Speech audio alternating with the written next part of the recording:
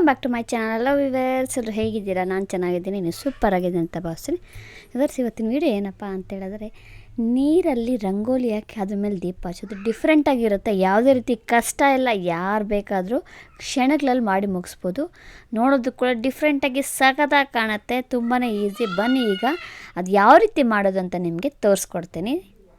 So ಅದಕ್ಕೆ ಬೇಕಾಗಿರೋ ವಸ್ತುಗಳೇನೇನಂತ ಮೊದಲಿಗೆ ನಿಮಗೆ ಹೇಳ್ತೀನಿ. ಏನಿಲ್ಲ, ಮನೇಲಿರುವಂಥ ವಸ್ತುನೇ ಯಾವುದೇ ರೀತಿ ₹1 ಕೂಡ ಖರ್ಚಾಗೋದೇ ಇಲ್ಲ.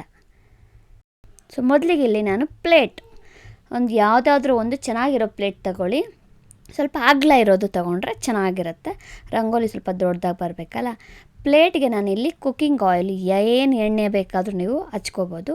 ಹಾಕಿ ಸ್ವಲ್ಪ ಸುತ್ತಲೂ ಅಂದರೆ ಪ್ಲೇಟ್ ಪೂರ ತಳಭಾಗದ ಅಂದರೆ ಮೇಲೆ ಪೂರ ಹಚ್ಕೊಬೇಕು. 1-2 ಡ್ರಾಪ್ ಹಾಕ್ಕೊಂಡ್ರೆ ಸಾಕು, ಜಾಸ್ತಿನೂ ಬೇಡ. ನೀಟಾಗಿ ಕೈಯಲ್ಲಿ ಹಚ್ಕೊಂಡು ಇಲ್ಲಿ ನಾನು ರಂಗೋಲಿ ಹಾಕುವಂಥ ಪ್ಲೇಟ್ ಹಾಕಿದ್ದೀನಿ. ಇದೇ ಯಾಕಪ್ಪ ಅಂತೇಳಿದ್ರೆ ನೀಟಾಗಿ ಚೆನ್ನಾಗಿ ಕೂರುತ್ತೆ ಅಂತ. ನೀವು ಕೈಯಲ್ಲಿ ಹಾಕಂಗಿದ್ರೆ ಕೈಯಲ್ಲಿ ಹಾಕ್ಬೋದು. ಇದರಲ್ಲಿ ಡಿಫ್ರೆಂಟ್ ಪ್ಲೇಟ್ಸ್ ಬರುತ್ತೆ, ನೀವು ಬೇಕಾದ್ರೆ ಅದನ್ನ ತೊಗೊಬಂದು ನೀವು ಹಾಕ್ಬೋದು. ಇದನ್ನು ಹಾಕೋ ಮೆಥಡ್ ಕೂಡ ನಾವು ಟ್ರಿಕ್ಸು ನೋಡ್ಕೋಬೇಕಿಲ್ಲ ಅಂದರೆ ಆ ರಂಗೋಲಿ ಕೂಡ ಪರ್ಫೆಕ್ಟಾಗಿ ಬರೋದಿಲ್ಲ.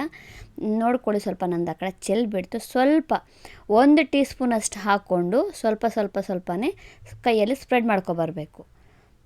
ನೀಟಾಗಿ ನೋಡಿ, ಈ ಕಡೆ ಈ ಥರ ಗ್ರಿಪ್ ಇಟ್ಕೋಬೇಕು ಪ್ಲೇಟ್ನ, ಆವಾಗಲೇ ನೀಟಾಗಿ ರಂಗೋಲಿ ಕ್ಲೀನಾಗಿ ಕೂತ್ಕೊಳ್ಳುತ್ತೆ. ಈಗ ಕೆಳಗಿನ ಭಾಗದಲ್ಲಿ ನಾನು ಕಲರ್ ಹಾಕ್ತಾಯಿದ್ದೀನಿ, ಚೆನ್ನಾಗಿ ಕಾಣುತ್ತೆ ಅಂತ. ನೀವು ಯಾವ ಕಲರ್ ಆದರೂ ಹಾಕ್ಕೊಳ್ಳಿ. ಆದಷ್ಟು ಸ್ವಲ್ಪ ಕೆಂಪು, ಆರೆಂಜ್ ಆ ಥರ, ಪಿಂಕ್ ಆ ಥರ ಹಾಕ್ಕೊಳ್ಳಿ. ನಂದು ಗ್ರೀನ್ ಸ್ವಲ್ಪ ಬ್ಲ್ಯಾಕಿಶ್ ಆಗಿ ಕಾಣಿಬಿಡ್ತು. ನೀವು ನೋಡಿಕೊಂಡು ನೀವು ಕಲರ್ ಬೇಕಾದರೆ ಹಾಕ್ಕೋಬೋದು. ಮೇಲೆ ಇದಕ್ಕೆ ವೈಟೇ ಚೆನ್ನಾಗಿ ಕಾಣ್ತಾಯಿತ್ತು, ಅದಕ್ಕೆ ನಾನು ವೈಟ್ ಪೌಡ್ರ್ ಹಾಕ್ಕೊಂಡಿದ್ದೀನಿ. ನಿಧಾನವಾಗಿ ತಗೊಳ್ಳಿ. ನೋಡಿದ್ರೆ ಎಷ್ಟು ಚೆನ್ನಾಗಿ ಬಂತು ಬಾತ್ಕೊಳ್ಳಿ ಅಂತ, ಸೂಪರಾಗಿ ಕಾಣುತ್ತೆ ಇದು. ಈಗ ಏನಪ್ಪ ಮಾಡಬೇಕಂದ್ರೆ, ನಿಧಾನವಾಗಿ ನಾವು ಇದ್ರ ಮೇಲೆ ನೀರು ಹಾಕಬೇಕು.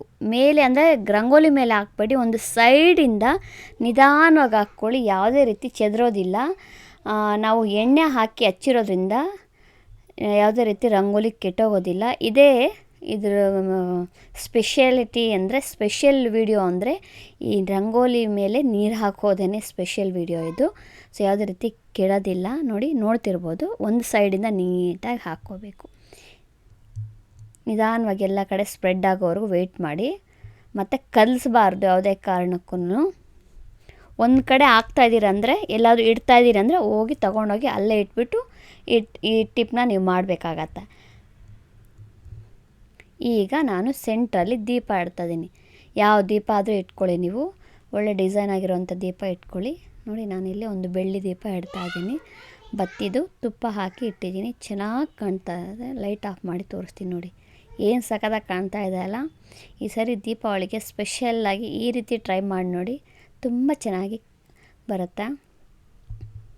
ಕೆಲವರಿಗೆ ನೀರು ಹಾಕಿದ್ದಿಲ್ಲ ಅಂದರೆ ಡೌಟ್ ಬರುತ್ತೆ. ಈಗ ನೋಡಿ, ನಾನಿಲ್ಲಿ ರೋಸ್ ಪೆಟಲ್ಸ್ ಹಾಕ್ತಾಯಿದ್ದೀನಿ, ತೇಲುತ್ತೆ, ನೀರು ಹಾಕಿದೆ ಅಂತ ಗೊತ್ತಾಗತ್ತೆ. ನೀವು ಬೇಕಾದ್ರೆ ಬೇರೆ ಹೂವನ್ನು ಹಾಕ್ಬೋದು. ಯಾವುದೇ ರೀತಿ ರಂಗೋಲಿ ಮೇಲೆ ಕೂತಾಗ ಸ್ವಲ್ಪ ಸೈಡಿಗೆ ತಳ್ಕೊಳ್ಳಿ, ಆಗ ಅದು ಕೂಡ ಚೆನ್ನಾಗಿ ಕಾಣುತ್ತೆ.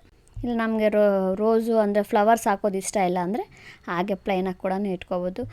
ಏನಿಲ್ಲ, ಇದು ತುಂಬ ಕೆಲಸನೇ ಇಲ್ಲ, 2 ನಿಮಿಷದಲ್ಲಿ ಆಗುವಂಥ ಕೆಲಸ. ಆರಾಮ್ಸೆ ನೀವು ಈ ದೀಪಾವಳಿಗೆ ಸ್ಪೆಷಲ್ಲಾಗಿ ಮಾಡಿ ನೋಡಿ, ಟ್ರೈ ಮಾಡಿ ನೋಡಿ, ಸೂಪರಾಗಿ ಬರುತ್ತೆ. ಸ್ನೇಹಿತರೆ, ಇವತ್ತಿನ ವಿಡಿಯೋ ಇದಾಗಿರುತ್ತೆ. ಇಷ್ಟ ಆಗಿದೆ ಅನ್ಕೋತೀನಿ. ಇಷ್ಟ ಆಗಿರೋ ಒಂದೇ ಒಂದು ಲೈಕ್ ಕೊಡಿ.